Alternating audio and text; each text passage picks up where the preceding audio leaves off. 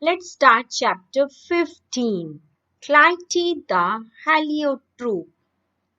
There was once a sweet little nymph called Clytie. She was soft-spoken and kind, and always dressed in yellow. She had only one pastime thought, gazing at Apollo, the sun god, as he drove his sun chariot through the heavens. She was dazzled by his brightness and power. She watched him as he rose in the east, attended by the rosy-fingered dawn. She watched as he climbed still higher in the fierce heat of the noonday. She looked with wonder in the evening too. That was when he guided his steeds downward to their many-colored feasters under the western sky. Apollo did not see Clytie. He had no thought for her, but he shed his brightest beams upon her sister, the white nymph Leucotho, and when Clytie saw this, she was filled with envy and sadness. Night and day she sat on the ground weeping. For 9 days and 9 nights she never raised herself from the earth, nor did she take food or drink.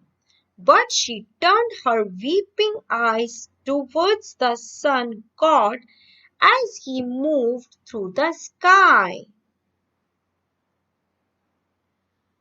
Soon her limbs became rooted to the ground. Green leaves covered her body. Tiny flowers, violet-colored and sweet with perfume, hid her beautiful face. Thus she was changed into a flower, and her roots held her fast to the ground. But she always turned her blossom-covered face towards the sun, following his daily flight with an eager look. Her sorrow and tears were in vain, for Apollo did not look at her. And so through the ages has the nymph turned her dew-washed face towards the heavens, and people no longer call her Clytie, but the sunflower heliotrope. Now come to the word meaning. Heliotrope means sunflower. Nymph means less important goddess. Heavens means where when people go after death. Fierce means angry. Steeds means animals such as horses. Pastures means grasslands. Envy means feeling bad. Weeping means crying. Perfume means a good smelling matter. Now come to the comprehension exercises. So here you have to answer the following questions. Now come to B. Here you have to take the correct answer. Clytie always dressed in yellow. Clytie was kind and soft-spoken. Who did not see Clytie? Apollo. Now come to C. So, on the basis of the chapter, you have to answer the following questions. Now come to learn words. Here we have to circle the words that are spelled correct. This one is correct. Careful, pleasant, tease, trouble, wrong, fashion, stretched. Now come to learn grammar. Here you have to make 9 sentences with the help of the given table, and then you have to write them in your notebook.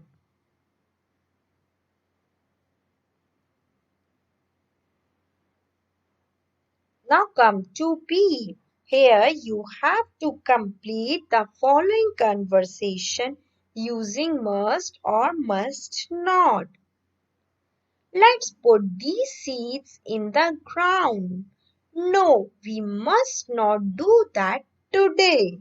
The ground is too dry. There is no water.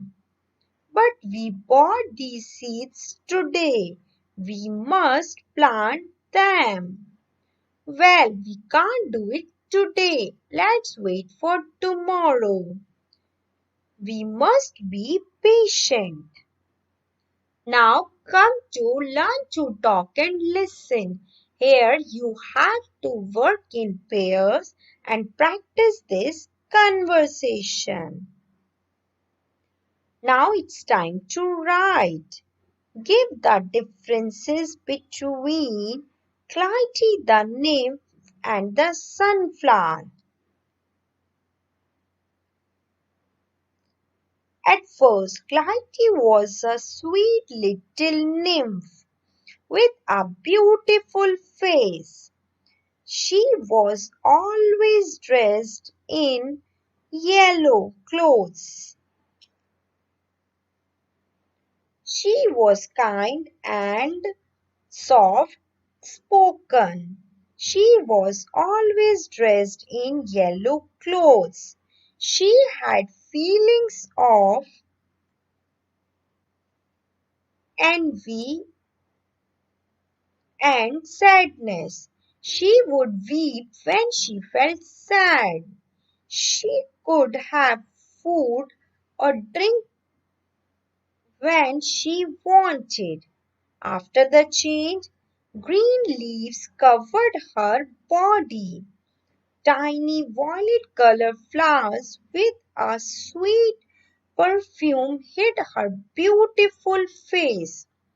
She had rooted that held fast to the ground.